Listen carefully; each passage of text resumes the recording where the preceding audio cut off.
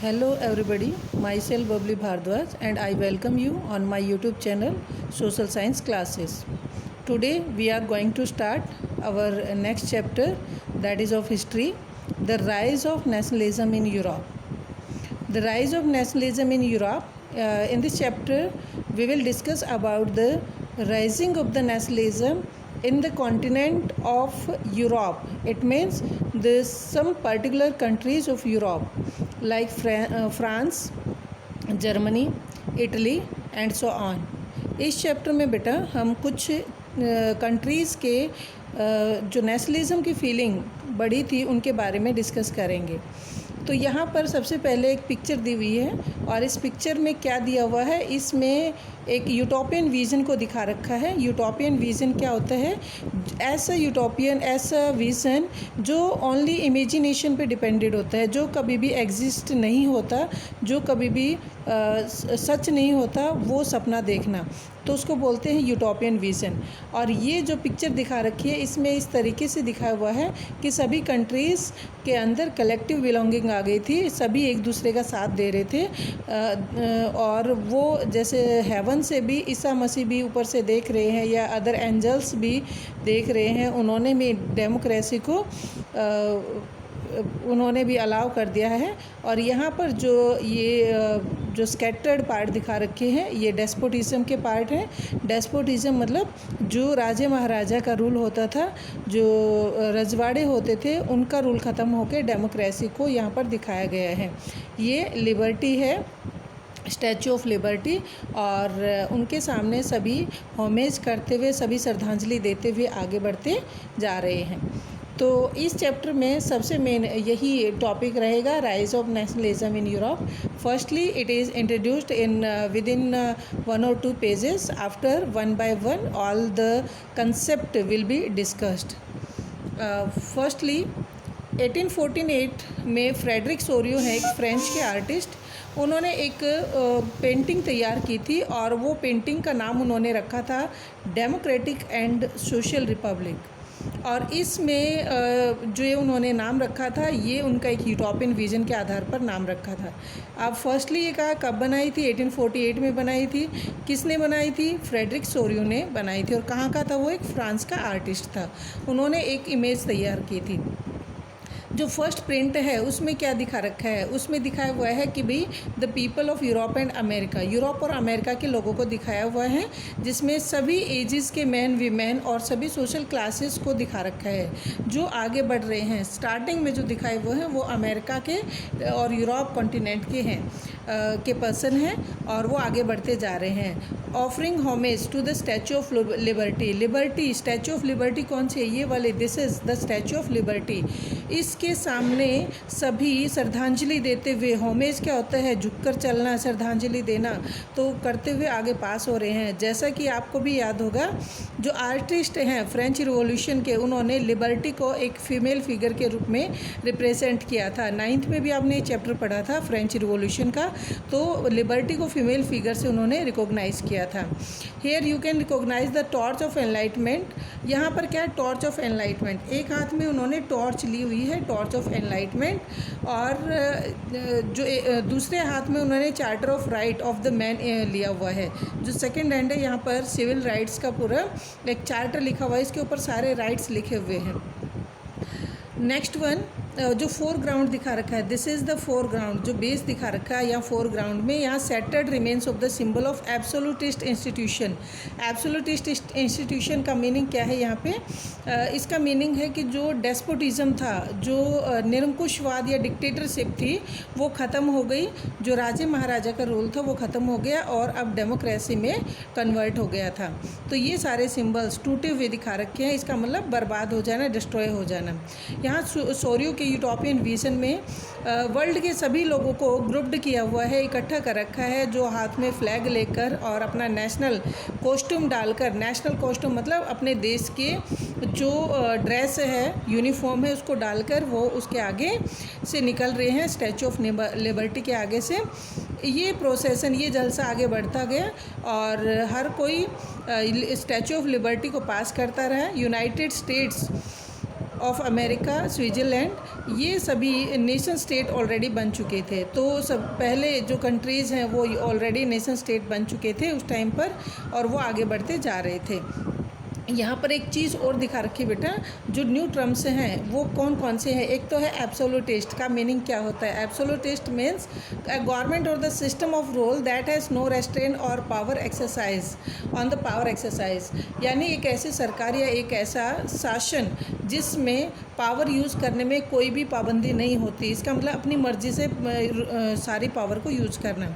History में ये जो टर्म लिया गया है ये मोनार्कियल गवर्नमेंट के लिए यूज़ किया गया, क्योंकि मोनार्कियल गवर्नमेंट जो होती है वो सेंट्रल गवर्नमेंट होती है, मिलिट्राइज या रिप्रेसिव गवर्नमेंट होती है, वो किसी की नहीं सुनती, अपनी मर्जी से काम करती है, इसलिए ये एब्सोल्यूटिस्ट कहा गया है। या फिर डेस्पोटिज्म भी कहा जाए तो भी इसी का मीनिंग है, एब्सोल्यूटिस्ट और द डेस्पोटिज्म।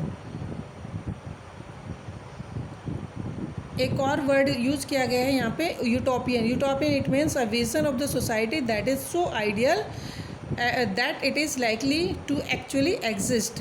एक ऐसा सपना, समाज का एक ऐसा सपना जो इतना आदर्श है, इतना ज़्यादा आइडियल है, जो एक्चुअली में एग्जिस्ट नहीं हो सकता, जो कभी सच हो ही नहीं सकता एक ऐसा सपना देखना। क्योंकि ऊपर जो इमेज दिखा रखी है उसमें सभी कंट्रीज़ को, अमेरिका कॉन्टिनेंट और यूरोप कॉन्टिनेंट के सभी कंट्रीज़ को इकट्ठा किया हुआ है। ये आगे तक पूरी लाइन दिखा रखी है, जो कि कभी भी फ्यूचर में पॉसिबल नहीं है। On this page, one new term is also given here, plebiscite। Plebiscite क्या होता है बेटा? जनमत, जिसमें सबका एक जैसा मत निकले, सभी लोगों का जनमत। तो ये होता है direct vote by which all the people of a region are asked to accept और रिजेक्ट ए प्रपोजल। ये एक डायरेक्ट वोट होता है जिसमें एरिया के सभी लोगों से पूछा जाता है कि वो किसी प्रपोजल को एक्सेप्ट कर रहे हैं या रिजेक्ट कर रहे हैं, इसको बोलते हैं प्लेबिसाइट। और यहाँ पर इस पेज पर हम 2 क्वेश्चंस करेंगे। तो दोनों क्वेश्चंस कौन से होंगे? एक होगा नेशन स्टेट और एक होगा मॉडर्न स्टेट। तो उससे पहले कुछ पॉइंट्स रहते हैं जो उस इमेज से रिलेटेड हैं। कह रहे हैं कि रिवॉल्यूशनरी ट्री कलर, वहाँ पर जितने भी रिवॉल्यूशनरी बढ़ते जा रहे हैं उन्होंने ट्री कलर फ्लैग को पकड़ा हुआ है। और इसके बाद has just reach the statue is followed by the people of Germany. उसके बाद जर्मनी के लोग हैं और जिनके हाथ में ब्लैक, रेड और गोल्ड फ्लैग जिन्होंने बियर किया हुआ है। सबसे इंटरेस्टिंग बात यह है कि फ्रेडरिक सोरियो ने इमेज जो बनाई थी उसमें जर्मन पीपल दिखाई नहीं दिए, और जो didn't yet exist as a United Nation, उनको एक यूनाइटेड नेशन के रूप में जर्मनी के लोगों को नहीं दिखा रखा, क्योंकि जिस टाइम पर ये बनाया था उस टाइम पर जर्मनी एक यूनिफाइड नेशन नहीं बना था। The flag they carry in an expression of the liberal hops in 1848 to unify the numerous German speaking principalities into a nation state under a democratic constitution। क्योंकि एक उम्मीद की जा रही थी कि 1848 में ये जो इमेज बनाई जा रही है इसमें इसके बाद जितने भी जर्मन स्पीकिंग नेशन थे उनको एक कर दिया जाएगा अंडर द डेमोक्रेटिक कॉन्स्टिट्यूशन। फिर जर्मन पीपल के बाद Austria, kingdom of two Sicily, Lombardy, Poland, England, Ireland, Hungary, Russia, in countries के लोगों को इमेज में दिखाया हुआ है। यहाँ पर एक और चीज़ देखने को मिली है कि जो हेवन है, स्वर्ग से भी क्रिस्ट, सेंट या कुछ एंजल्स भी इस सीन को देख रहे थे। They have been used by the artist to symbolise the fraternity among the nations of the world. ये एक सिम्बोलिक फ्रेटर्निटी ये किसको रिप्रेजेंट कर रहा है? ये कर रहा है भाईचारे की भावना को, among the nations of the world. World के जितने भी नेशन हैं सबके बीच में सद्भावना को रिप्रेजेंट किया जा रहा है by representing this image. Next one we will discuss about what is the modern state. During the 19th century, nationalism emerged as a force which brought about sweeping changes in the political and mental world of the Europe। 19th century में nationalism बहुत ज़्यादा बड़ा था और वो इतना बड़ा एक फोर्स की तरह उभर कर सामने आया जिन्होंने बहुत ज़्यादा बदलाव किए थे, पॉलिटिकल भी और mental world of the Europe. यानी कि मेंटलिटी भी लोगों की चेंज हो गई थी और पॉलिटिकल चेंजेस भी आ गए थे। इसका रिज़ल्ट क्या हुआ? इसका रिज़ल्ट ये हुआ कि बहुत सारे नेशन स्टेट बन गए थे। जैसे ही देश में बहुत सारे पॉलिटिकल, सोशल और अदर चेंजेस आए, तो ऐसे इससे नेशन स्टेट बनने लगे थे। और ये जो नेशन स्टेट बने थे, नेशन स्टेट का मीनिंग क्या होता है? सेंस ऑफ कलेक्टिव आइडेंटिटी, अपने आप को सभी बराबर मानना, एक जैसे मान लेना, ये होती है sense of collective identity. The concept and practice of a modern state in which a centralized power exercise sovereign control over a clearly defined territory। अब कह रहे हैं कि भाई एक मॉडर्न स्टेट क्या होता है? एक मॉडर्न स्टेट का आइडिया भी आगे बढ़ने लगा। और what is modern state? Modern state में सारी पावर सारा कंट्रोल एक ही हाथों में होता है, उसको मॉडर्न स्टेट कहा जाता है। अ सेंट्रलाइज पावर, एक केंद्रित शक्ति, that is exercise sovereign control. Sovereign control मतलब all the power, decision making power of the internal and external affairs, that is sovereign. तो इसको कहा जाता है modern state. Had been developing over the long period of time in Europe. Europe में ये लंबे time तक रेजअप होने लगा था, डेवलप होने लगा था। And the nation state was one in which the majority of its citizens and not only its ruler come to develop a sense of common identity and shared history or descent।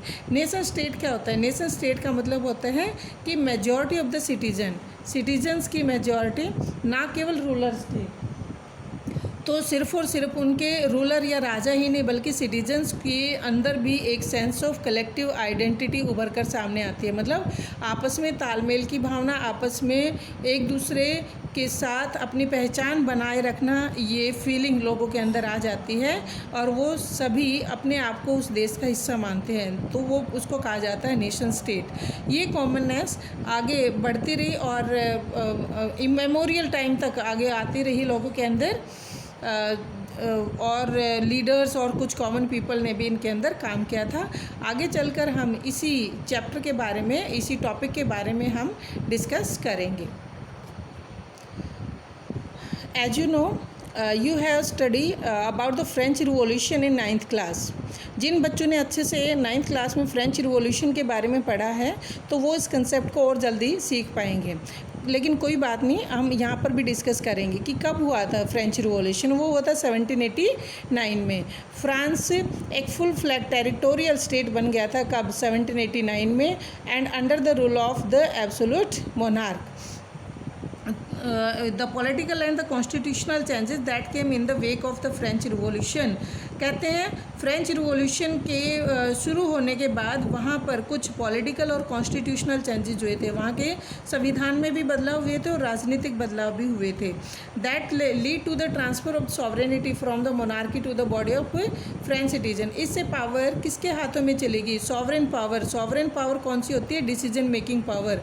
वो decision making power monarchy मतलब ruler, राजा के हाथ से citizen के हाथों में चली गई थी। कब? 1789 के बाद, क्योंकि 1789 के बाद वहाँ पर मोनार्कियल कॉन्स्टिट्यूशन बन गया था, कॉन्स्टिट्यूशनल मोनार्की। इस रिवॉल्यूशन में ये बात क्लियर हो गई थी कि कॉन्स्टिट्यूशन की एक अच्छा नेशन बनेगा और वही इसके जो पर्सन है वही एक नेशन को बनाएंगे और इसकी डेस्टिनी, इसके भाग्य को शेप देंगे। मतलब कि उनकी मर्जी होगी जैसे देश को चलाया जाएगा। अब यहाँ पर नेक्स्ट क्या बात की जा रही है कि जब फ्रांस में 1789 में रिवॉल्यूशन हुआ, उसके बाद वहाँ पर क्या क्या चेंजेस आए थे, वहाँ के लीडर्स ने क्या क्या बदलाव किया था। तो क्वेश्चन क्या आ जाता है यहाँ पे, हम मेनली हम क्वेश्चन को डिस्कस करेंगे। कौन सा क्वेश्चन आता है यहाँ पे? ये है एक्सरसाइज का क्वेश्चन भी है यहाँ पर। This is also the exercise question. What steps did the French Revolution take to create a sense of collective identity among the French people? French के लोगों में एक सेंस ऑफ कलेक्टिव आइडेंटिटी, एक जैसे एकजुट होकर अपनी एक पहचान बनाने के लिए कौन कौन से स्टेप उठाए थे, किसने उठाए थे? वहाँ के रिवॉल्यूशनरीज ने, वहाँ के आंदोलनकारी जो लोग थे, जो लीडर थे, उन्होंने फ्रांस के लोगों के बीच में कलेक्टिव आइडेंटिटी बनाने के लिए क्या क्या स्टेप्स उठाए थे। तो हम इसको यहाँ पे डिस्कस करेंगे। फर्स्ट, यहाँ से लेकर बेटा, यहाँ से लेकर यहाँ पूरा पैराग्राफ में इसके पॉइंट्स दिए हुए हैं। आप कोई भी 5 पॉइंट्स यहाँ पे इसके आंसर में लेंगे। कितने करेंगे? एनी 5 पॉइंट्स इसके आंसर में लेंगे जो आपको ईजी लगे, यानी 5 पॉइंट्स। बट रीड सारा करेंगे आप अपनी बुक से, NCERT से। Now we are going to discuss about the points और the steps which were taken by the French revolutionaries. First एक ला पैट्री और ला सिटियोन का आइडिया लिया गया था, जिससे लोगों में एक यूनाइटेड कम्युनिटी बनाने के लिए किया गया था। और ये एक ऐसा आइडिया था जो एक कॉन्स्टिट्यूशन के अंडर सबको इक्वल राइट देने थे। कौन सा आइडिया था? ला पैट्री एंड ला सिटियोन। ला पैट्री का है मीनिंग है फादरलैंड और ला सिटियोन का मीनिंग है द सिटीजन्स। उसके बाद दूसरा क्या कह रहे हैं? दूसरा कह रहे हैं एक नया फ्रेंच फ्लैग बनाया गया था ट्री कलर का, जो पहले का जो रॉयल स्टैंडर्ड था, वो रॉयल स्टैंडर्ड जो राजा का एक स्टैंडर्ड था, राजा की अपनी कोई ध्वजा थी, उसको हटा के उसकी जगह पर एक ट्री कलर फ्लैग बना दिया था। कब? कहाँ पर? फ्रांस के अंदर। फ्रांस में ये क्यों बनाया गया था? क्योंकि वहाँ पर सबको एक पहचान देनी थी, सबको एक जैसे राइट्स देने थे। तीसरा पॉइंट क्या आ जाता है? कह रहे हैं कि भी जो जनरल स्टेट्स है, एस्टेट जनरल है, उसके नाम बदल के नेशनल असेंबली नाम रख दिया गया था।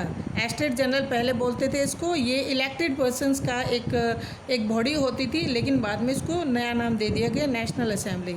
नए हाइमन्स, नए भजन, नए गीत तैयार किए गए थे। मार्टायर्स को याद किया गया था। मार्टायर्स कौन होते हैं? शहीद, जो 1789 में शहीद हुए थे, उनको याद किया गया था। सारे देश के नाम पर ही याद किया गया था। सेंट्रलाइज एडमिनिस्ट्रेटिव सिस्टम को वहाँ पर लागू कर दिया गया था। सबके लिए यूनिफॉर्म लॉ बना दिए थे, uniform same type of the law for all the citizens. जो इंटरनल कस्टम ड्यूटीज़ और ड्यूज़ थे, उन सबको ख़त्म कर दिया गया था। जितने भी टैक्स लगते थे, कस्टम ड्यूटी मतलब ट्रेडिंग टैक्स जितने भी लगते थे, उन सबको ख़त्म कर दिया था। यहाँ तक कि जो भी बकाया थे, जितने भी ड्यूज़ थे, उन सबको भी ख़त्म कर दिया गया था। वेट और मेज़रमेंट का एक सिस्टम बना दिया था। पहले अलग अलग वेट और मेज़रमेंट सिस्टम हुआ करते थे, उन सबको ख़त्म करके सबका एक जैसा वेट और मेज़रमेंट सिस्टम बना दिया था। नाप तोल की प्रणाली सारी बराबर कर दी थी, सबके लिए एक जैसा कर दिया गया था। कुछ ऐसी रीजनल डायलेक्ट्स, कुछ ऐसी क्षेत्रीय बोलियां थी जिनको डिस्करेज किया गया और फ्रांस भाषा को ही बोलने में और लिखने में एनकरेज किया गया था। यानी फ्रांस को ही ऑफिशियल और द नेशनल लैंग्वेज बना दिया गया था। Become the common language of the nation. यानी पहले तो पेरिस में किया गया था, लेकिन बाद में पूरे देश के अंदर फ्रेंच लैंग्वेज को ही एनकरेज किया गया था। तो इनमें से आप कोई भी 5 पॉइंट्स ले सकते हैं। फिर क्या होता है, जैसे ही रिवॉल्यूशनरीज ने ये डिक्लेयर कर दिया कि ये मिशन हमने क्यों शुरू किया है, ताकि फ्रांस के अंदर हम लिबरेशन ला सके, वहाँ पर डेस्पोटिज्म को ख़त्म किया जा सके, वहाँ से राजा के रूल को ख़त्म करके और डेमोक्रेसी को लागू किया जा सके। ये किसने बता दिया? ये रिवॉल्यूशनरीज ने बता दिया था। आगे ये जो बात है, ये 1789 की जो घटना है, वो अलग अलग शहरों में, यूरोप के अलग अलग शहरों में फैल चुकी थी। तो वहाँ पर स्टूडेंट्स या दूसरे मेंबर्स थे या कोई भी एजुकेटेड क्लास के ग्रुप थे, लोग थे, उन्होंने अपने अपने क्लब बनाने शुरू कर दिए। क्लब का कौन सा नाम रखा गया? जैकोबिन क्लब्स, जो 9th में आपने पढ़े थे। मतलब लोगों ने अपने अपने ग्रुप बना लिए जो देश की वेलफेयर के लिए काम कर रहे थे, और उनकी एक्टिविटी और उनके कैंपेन इस तरीके से तैयार किए गए थे कि जिसमें उनको फ्रेंच आर्मी का भी सहयोग मिला था। और जो फ्रेंच आर्मी है, फ्रांस की जो आर्मी है, वो आगे और दूसरे देश जो यूरोप के देश थे, हॉलैंड, बेल्जियम, स्विट्ज़रलैंड, यहाँ तक कि इटली तक भी 1790s के दौर में पहुँच चुके थे। इन रिवॉल्यूशनरीज वार के शुरू होने पर आउटब्रेक क्या होता है? एकदम शुरू हो जाना, अचानक से भड़क उठना। तो फ्रेंच आर्मीज़ ने नेशनलिज्म का आइडिया विदेशों तक भी भेज दिया था। यानी कि फ्रेंच आर्मी के ही कारण ये जो नेशनलिज्म का आइडिया था, जो राष्ट्रवाद का आइडिया था, वो विदेशों तक भी पहुंच गया था। इस टॉपिक को और अच्छे से क्लियर करने के लिए बेटा आपको सबसे पहले वर्ल्ड मैप में यूरोप कॉन्टिनेंट का जो मैप है वो पूरा स्टडी करना है। वहाँ पर कौन कौन से कंट्रीज़ का हम जिक्र कर रहे हैं, उन कंट्रीज़ को मार्क करना है, तब आपको अच्छे से समझ आएगा। तो उसके बाद हम यहाँ पे बता रहे हैं कि जैसे जैसे आगे अदर कंट्रीज़ में फ्रेंच आर्मी पहुँचने लगी थी, विद इन ए वाइड स्वैथ होता है part of the territory that came under his control, Napoleon set about introducing many reforms that he had already introduced in France.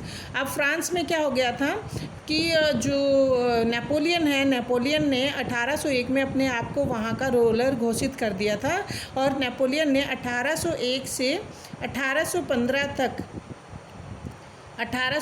तक वहाँ फ्रांस में rule किया था। तो अब ये कहते हैं कि जैसे ही इसके हाथों में पावर आई तो इसने आते ही पहले फ्रांस में कुछ रिफॉर्म्स किए, कुछ सुधार किए थे। तो ये सुधार कौन से किए थे वो यहाँ हम डिस्कस करेंगे।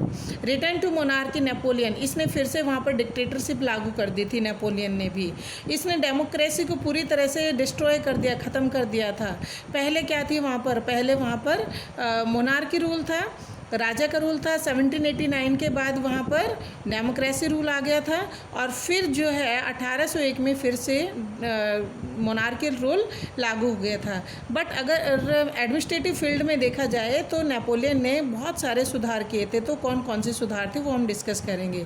अब इन सुधारों को सिविल कोड ऑफ 1804 या फिर नेपोलिक कोड का नाम भी दिया जाता है।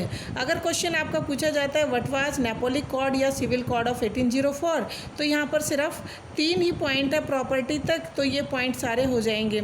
लेकिन अगर पूछा जाए what changes did Napoleon introduce to make the administrative system more efficient in territories ruled by him, तो इसमें से कोई भी यहाँ से लेकर यहाँ नेक्स्ट पेज तक मैंने टिक किया हुआ है, वहाँ तक कोई भी आप 5 पॉइंट्स ले लेना। तो कहते हैं सिविल कोड ऑफ 1804 क्या था। ये था कि जितने भी बाय बर्थ, जन्म के आधार पर जितने भी प्रिविलेजेस, स्पेशल राइट्स मिले हुए थे फर्स्ट और सेकंड एस्टेट को, सारे ख़त्म कर दिए गए। सबको इक्वल राइट दे दिया गया, पहला काम। दूसरा, established equality before the law and secured the right of property, सबको इक्वालिटी दे दी बिफोर द लॉ, मतलब कानून के सामने सभी बराबर। जो भी डिसीजन लिए जाते थे, चाहे कोई अमीर था गरीब था, सबके लिए बराबर के डिसीजन लिए जा रहे थे। थर्ड, राइट टू प्रॉपर्टी भी सबको दे दिया गया था। तो 3 तो काम मेन थे 1804 सिविल कोड में। और भी इसके बाद सुधार किए गए थे। The code was exported to the region under French control, कि फ्रेंच कंट्रोल में क्या है और दूसरे एरियाज़ तक भी यही सिविल कोड लागू कर दिया गया। जितने भी नेपोलियन के अंडर पार्ट थे, एरियाज़ कंट्रोल्ड थे, उन सब में सिविल कोड लागू कर दिया गया था। Dutch Republic, Switzerland, Italy, Germany, ये सारे उनके अंडर थे। तो उन्होंने क्या किया, वहाँ पर नेपोलियन ने वहाँ का एडमिनिस्ट्रेटिव डिवीज़न सिंपल कर दिया था। अपना जो एरिया है उसको डिवाइड कर दिया था, छोटी छोटी यूनिट्स में बांट दिया था। जैसे कि कंट्री को डिस्ट्रिक्ट में बांट देते हैं, डिस्ट्रिक्ट के नीचे तहसील्स हो जाती हैं, तो इस तरीके से उन्होंने भी डिवाइड कर दिया था ताकि सिस्टम को प्रॉपर तरीके से चलाया जा सके।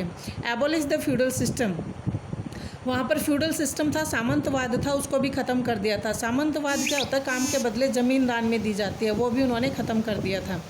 नेक्स्ट कहा है पीसेंट्स को सर्फडम या मैनोरियल ड्यूज से भी फ्री कर दिया गया था। किसानों के ऊपर जितनी भी बकाया राशि थी उन सबको ख़त्म कर दिया गया था। अगर शहरों की बात की जाए तो जो ग्रुप ऑफ मर्चेंट थे, गिल्ड क्या होता है, ग्रुप ऑफ मर्चेंट, उनके ऊपर से भी सारे रेस्ट्रिक्शंस हटा दिए थे। ट्रांसपोर्ट और कम्युनिकेशन सिस्टम को भी इम्प्रूव किया था, अच्छी क्वालिटी के अच्छे जो भी ट्रांसपोर्ट है, अच्छे रोड बनवा दिए थे, या कम्युनिकेशन भी प्रॉपर तरीके से होने लगा था। जितने पीजेंट, आर्टिशन, वर्कर और जो न्यू बिजनेसमैन को भी फ्रीडम दे दी गई थी। बिजनेसमैन और छोटे स्केल के जितने भी प्रोड्यूसर्स थे उन सब ने को एहसास हो गया था, उन सबको रियलाइज़ हो गया था कि जो यूनिफॉर्म लॉ बनाया गया है, यूनिफॉर्म सिस्टम बनाया गया है वेट और मेजरमेंट का, इससे उनका मूवमेंट भी इजी हो गया था, आना जाना, ट्रेडिंग करना इजी हो गया था। क्योंकि पहले क्या था, एग्जाम्पल के तौर पर मैं बताऊँ, नॉर्दर्न इंडिया में अगर 10 रुपये का नोट है तो मान लिया साउथ इंडिया में उसको 10 ना मान के 8 माना जाए तो ट्रांजेक्शन में बड़ी प्रॉब्लम आती थी। तो कुछ इस तरीके का ही सिस्टम वहाँ पर यूरोप कॉन्टिनेंट में था। लेकिन जैसे ही नेपोलियन आया उन्होंने सारे सिस्टम को, वेट एंड मेजरमेंट के सिस्टम को एक जैसा कर दिया था। Exchange of the goods and capital from one region to another, जैसे ही एरियाज़ को जीतते गए तो लोकल पॉपुलेशन का रिएक्शन अलग अलग आ रहा था। कुछ लोग तो उनके अच्छा मान रहे थे, कुछ लोग बुरा मान रहे थे। हॉलैंड, स्विट्ज़रलैंड या फिर ब्रुसेल्स, मेंज, मिलन, वर्सा, इन सब की बात करें तो फ्रेंच आर्मी को बड़ा अच्छा बताया था, वेलकम किया था वहाँ पर। तो वहाँ इनको लिबर्टी गिवर का नाम दिया गया था कि आज़ादी दिलाने वाले। लेकिन ऐसा था कि कुछ लोग ऐसे थे जो इनको दुश्मन मान रहे थे, हॉस्टिलिटी, इनसे घृणा कर रहे थे, क्योंकि जो नया एडमिनिस्ट्रेटिव अरेंजमेंट किया था वो उन लोगों के पॉलिटिकल फ्रीडम के साथ नहीं था। कोई राजनीतिक स्वतंत्रता नहीं दी जा रही थी, बल्कि एडमिनिस्ट्रेटिव अरेंजमेंट ज़रूर कर दिया गया था। टैक्स बढ़ा दिए थे, सेंसरशिप लगा दी थी, पाबंदी लगा दी थी, प्रेस पाबंदी थी। फोर्स्ड कंस्क्रिप्शन क्या होता है? ज़बरदस्ती भर्ती करना, सेना में भर्ती करना। तो फोर्स्ड कंस्क्रिप्शन किया गया था फ्रेंच आर्मी के अंदर, जिससे लोग उनके दुश्मन बनते जा रहे थे। जो भी फ्रेंच रिवॉल्यूशन रेस है उनके दुश्मन बनते जा रहे थे। As all seemed to outweigh and advantages of the administrative changes. तो ये कहा जा रहा है कि कब किसने क्या क्या बदलाव किया था, तो नेपोलियन ने बदलाव किया था। तो ये बेटा हमारा एक टॉपिक यहाँ कंप्लीट हो जाता है। जो सेकंड टॉपिक है इस चैप्टर का वो हम नेक्स्ट वीडियो में करेंगे। Thanks for watching this video and have a nice day.